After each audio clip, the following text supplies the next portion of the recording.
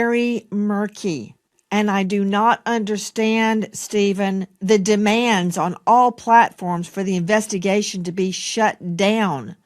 Is it possible Nolan Wells died by accident? Yes, it's possible.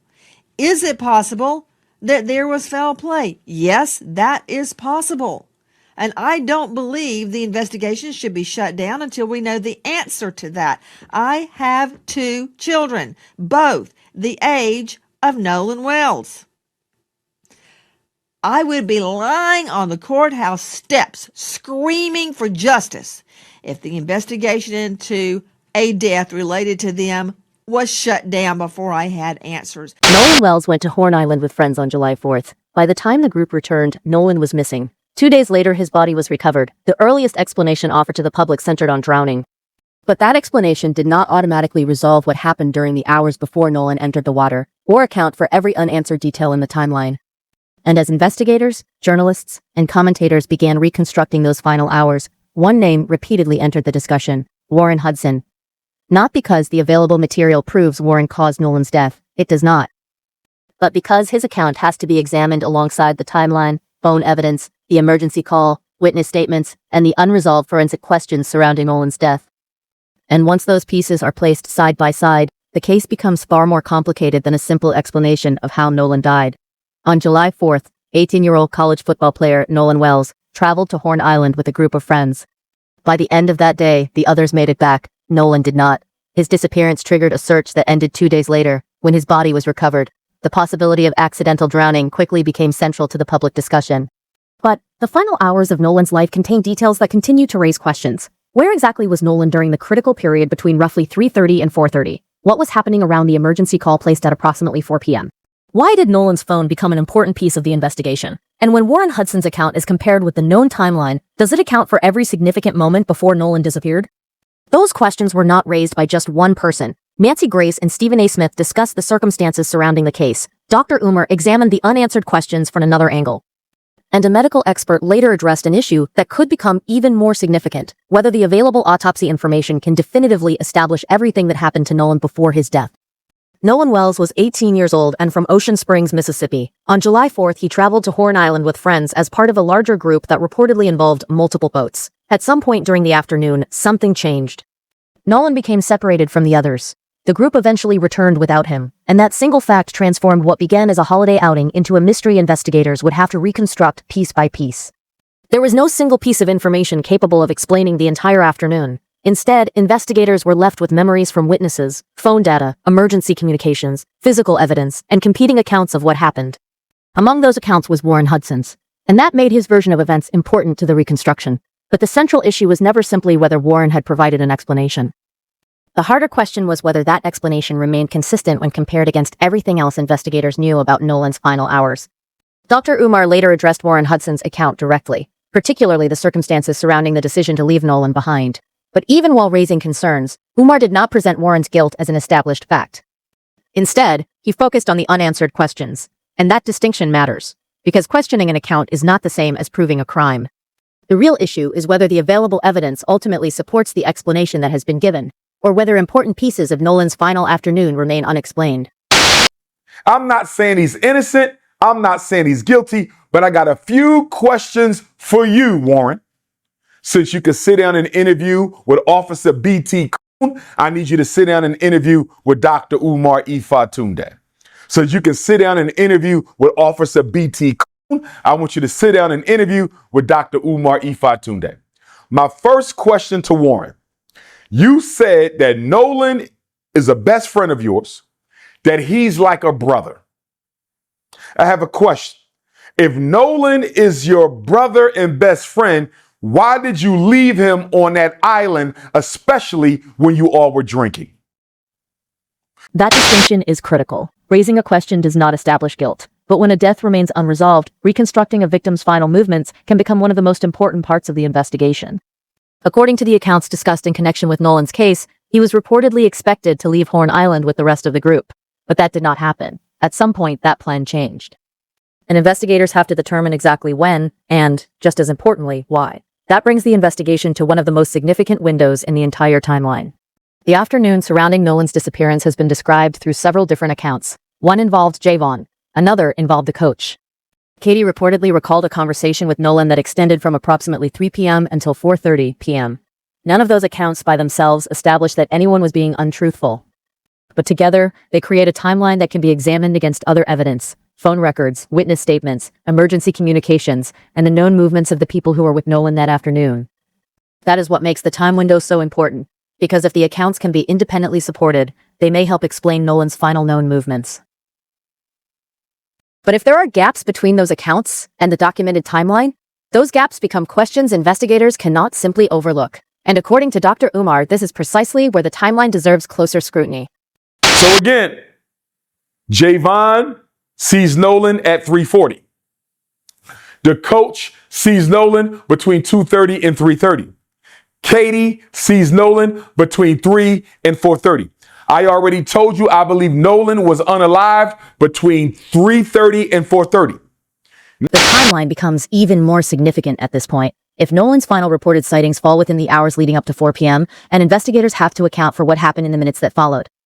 In around that exact period, another event entered the record. The boat reported an emergency. At approximately 4 p.m., a call was placed to STO regarding the vessel. The reported issue was that the boat was taking on water. That communication provides investigators with an important timestamp, an event that can potentially anchor the timeline during the period when Nolan's whereabouts become increasingly uncertain. But the call itself does not resolve the central mystery. Where was Nolan at that moment? If he was still on Horn Island, what happened after the emergency was reported? If he had been expected to leave with the others, why was he not aboard? And if the boat was already dealing with a serious problem, how does that emergency fit into the sequence of events surrounding Nolan's disappearance? Those questions are not proof of wrongdoing. They are simply points in the timeline that have to be reconciled. And Nancy Grace has repeatedly argued that the investigation should continue examining those unanswered issues, rather than treating the case as fully explained before every significant question has been addressed. That distinction is important when considering Nancy's position. She has acknowledged the possibility that Nolan's death could have been accidental.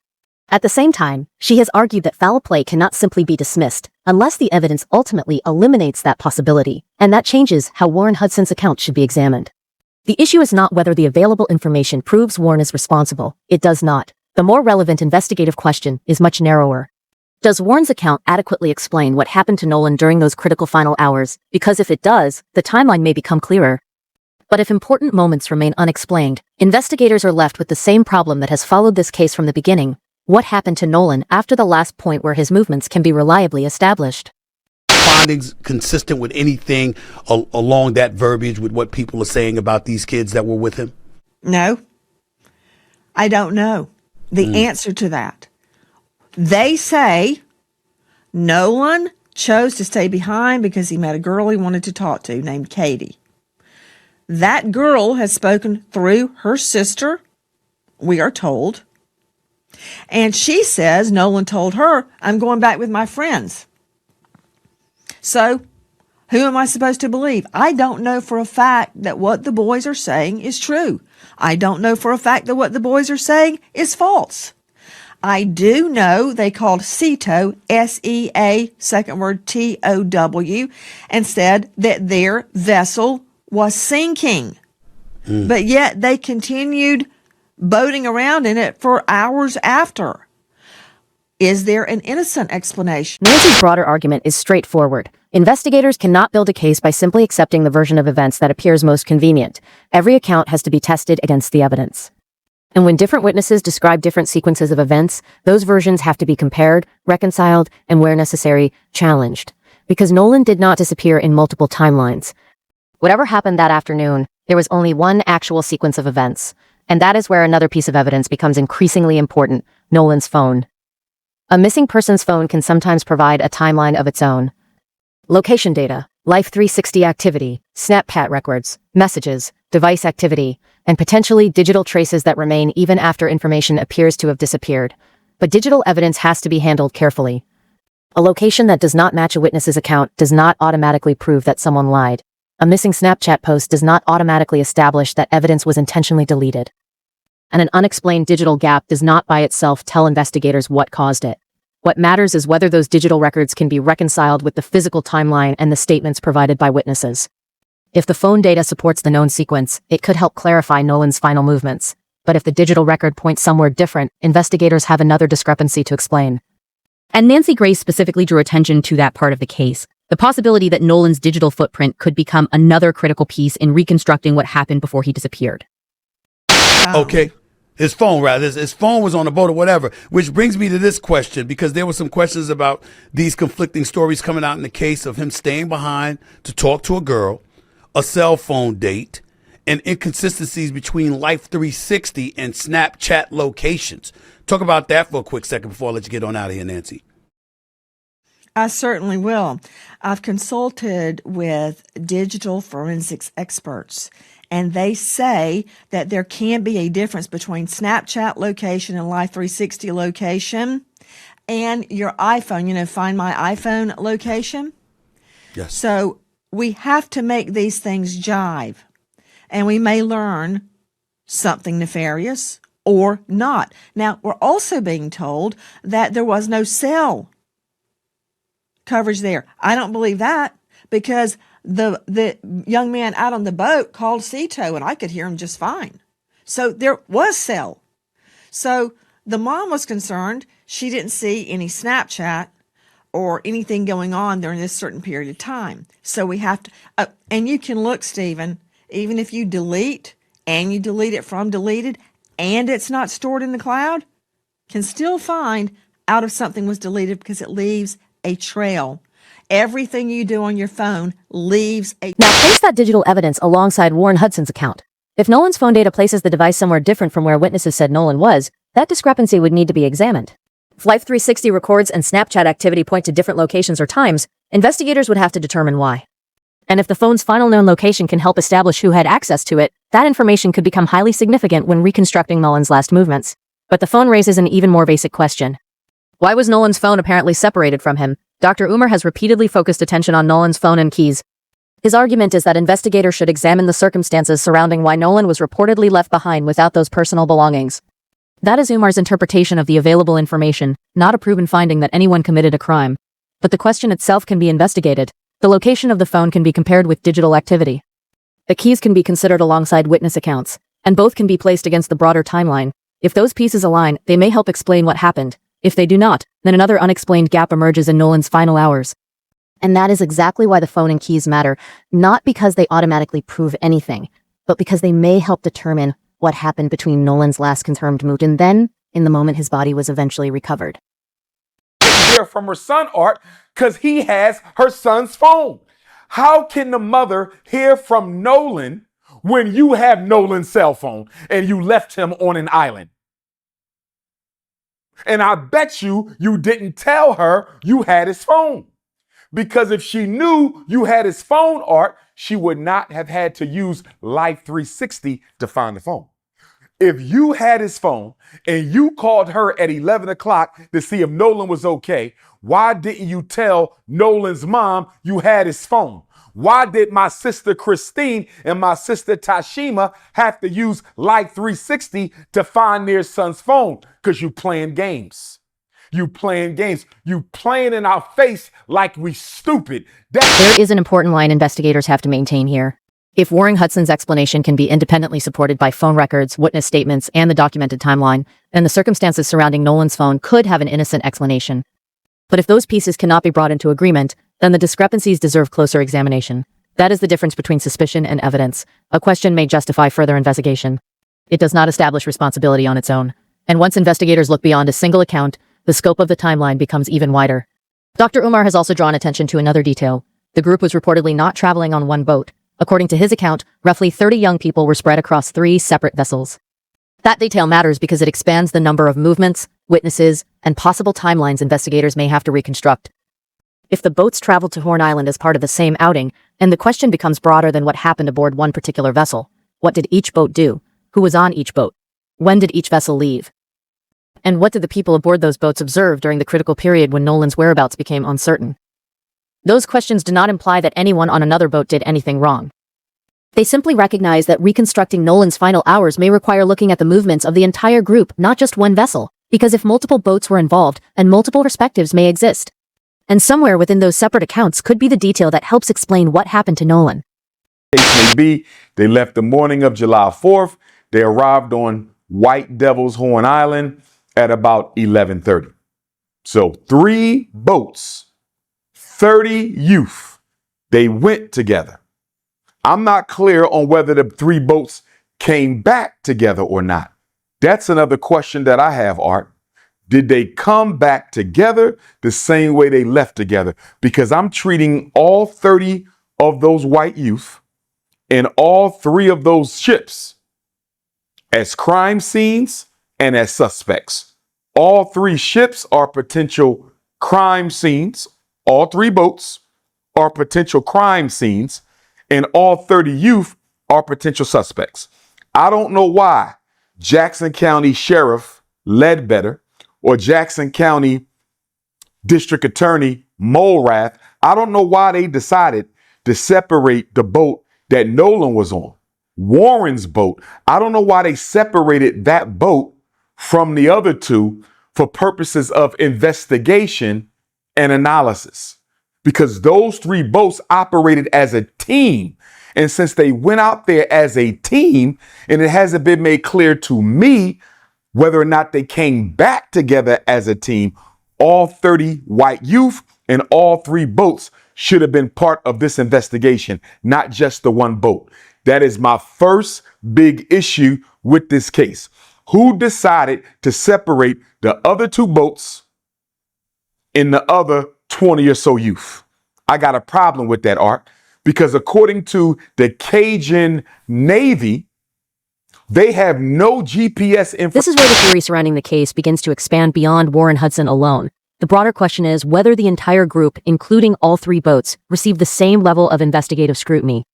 Were the other vessels tracked in detail? Were their GPS records examined? Were the people aboard each boat interviewed independently? And could information from another vessel help establish Nolan's final known movements? Those questions do not establish that anyone aboard another boat was involved in Nolan's death. They do not prove a coordinated effort or wrongdoing by the group. But when investigators are attempting to reconstruct a disappearance, every potentially relevant vessel can become part of the timeline. Every movement may matter. Every witness account can potentially confirm or challenge another. And every GPS record could provide another point of reference. So far, the focus has largely been on people, timelines, phones, and competing accounts. But eventually, the investigation reaches a question that cannot be answered by witness statements alone. What does the medical evidence actually tell us about how Nolan died? That is where Dr. Hesha Davis enters the discussion. Because recovering a body from the water does not necessarily provide investigators with a simple forensic explanation. And when the medical evidence leaves unanswered questions, the circumstances surrounding a death can become even more difficult to reconstruct. Are those due to, drowning, and can we say that, or is it undetermined? There was a Finnish study, and that study unfortunately said that about 16% of those bodies found in water. That distinction changes how the word drowning should be understood. Drowning can identify a mechanism of death, but by itself, it does not necessarily reconstruct everything that happened before a person entered the water. The circumstances leading up to the death still have to be examined. So do the witness statements, the timeline, the digital evidence, and the condition of the body when it was recovered. All of those pieces can matter when investigators are trying to determine not only how Nolan died, but what happened beforehand. And that is why the independent autopsy became such an important part of the discussion. The independent examination was not a completely fresh examination of a body that had never been handled. A prior autopsy had already been performed. The original examination had already involved the evaluation of organs and other tissues. By the time the independent pathologist examined Nolan, some material was no longer available in the same condition, and certain tissue had already been retained or examined during the initial process. That creates an important limitation. A second forensic examination can provide additional observations, but it cannot necessarily recreate every opportunity available during the first examination. And when critical tissue is missing or unavailable, determining exactly what happened before death can become significantly more difficult. That does not automatically prove that the original findings were wrong. But it does mean the independent examination has to be understood within the limitations of what remained available to the second examiner. And in Nolan's case, that distinction would become especially important when questions about the circumstances of his death began to move beyond the simple explanation of drowning. That's a great question. And Dr. Judy Melanek had said this in a post that the second autopsy literally is hindered. It's like blindfolding yourself, and now you got to figure out to go through a maze. You probably saw it in a flash. You got 10 seconds to see it. Now you got to figure it out. That's what the second autopsy is, literally. The first autopsy, they have every right, because this is their jurisdiction, to do the best that they can, right? Dissect the organs.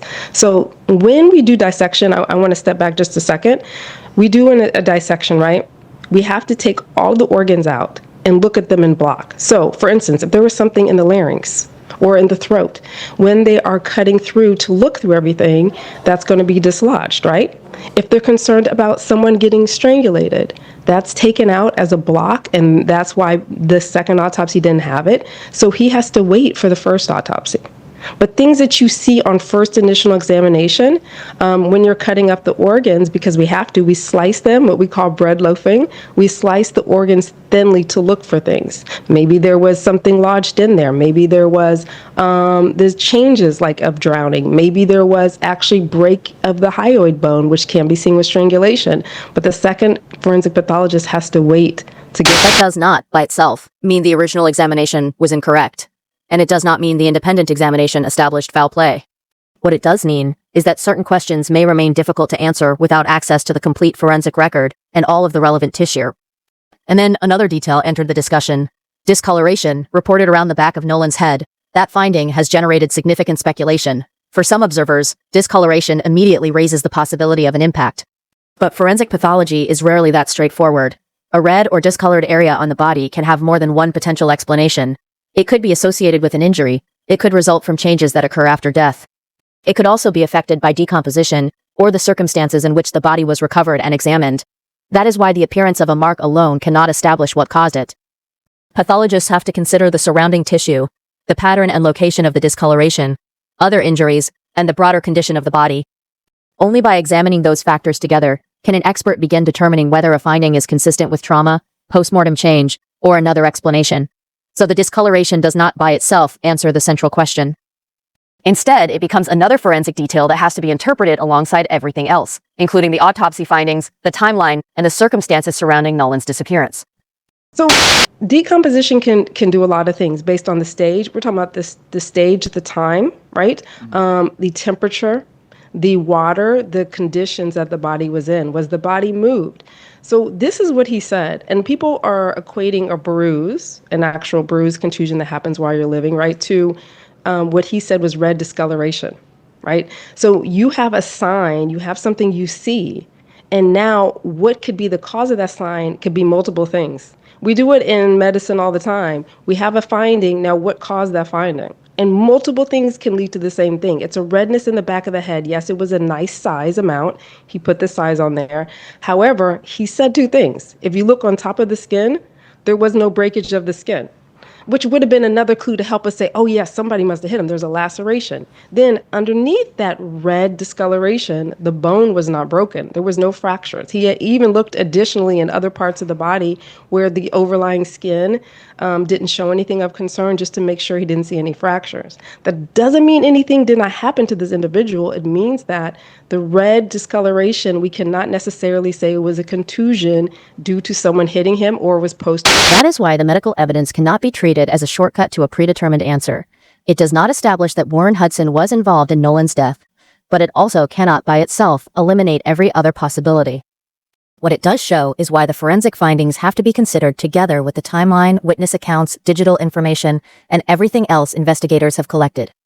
At this point, the major pieces of the case begin to come together. Start with what is actually established. Nolan Wells traveled to Horn Island with friends on July 4th. The group eventually began making its way back.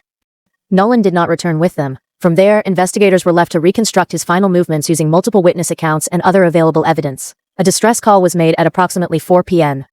The boat later continued its movements. Nolan's phone became an important part of the investigation. Questions were raised about digital location information. Multiple boats were involved in the outing. And the medical evidence has not provided a simple public explanation for every question surrounding Nolan's death. None of those facts proves that Warren Hudson caused Nolan's death. But they help explain why his account remains relevant to the reconstruction. His version of events has to be compared with the same timeline as every other account. If independent evidence confirms the important parts of his story, some of the uncertainty may begin to narrow. If significant portions cannot be reconciled with the available evidence, then investigators have another set of questions to examine. And that is the real issue behind the title of this story. Nancy Grace and Stephen A. Smith have discussed the unanswered questions surrounding Nolan's case. They are not presenting a conviction. They're raising the question of whether every important part of the timeline has been adequately explained. Dr. Umer pushes that discussion further by questioning aspects of Nolan's final movements and the circumstances surrounding his belongings. And Dr. Kesha Davis provides another important layer by explaining why the forensic evidence cannot simply be reduced to a single word. Meanwhile, Nolan's family is left facing the question that has remained at the center of the case. What happened during those final hours? The window between roughly 3:30 and 4:30, the emergency call around 4 p.m., the phone, the boats, the witness accounts, the autopsy findings, and Warren Hudson's version of events. Each piece may have an explanation. Each may eventually fit into a coherent sequence. It is entirely possible that Nolan's death was a tragic accident. But if that is ultimately what the evidence establishes, investigators should be able to reconstruct that sequence and explain how the individual pieces fit together. Until then, the most important question is not, who does the internet believe? It is, what can the evidence actually establish? And that distinction matters, because suspicion is not proof. A theory is not a finding, and unanswered questions are not convictions. But unanswered questions still deserve to be investigated. If you've been following Nolan Wells' case, which part of the timeline do you think deserves the closest examination? Warren Hudson's account, the 4 p.m. emergency call, the phone data, the other boats, or the medical evidence? Subscribe for future updates as the investigation develops. And remember, questions are not convictions. But sometimes, they are where the search for answers begins.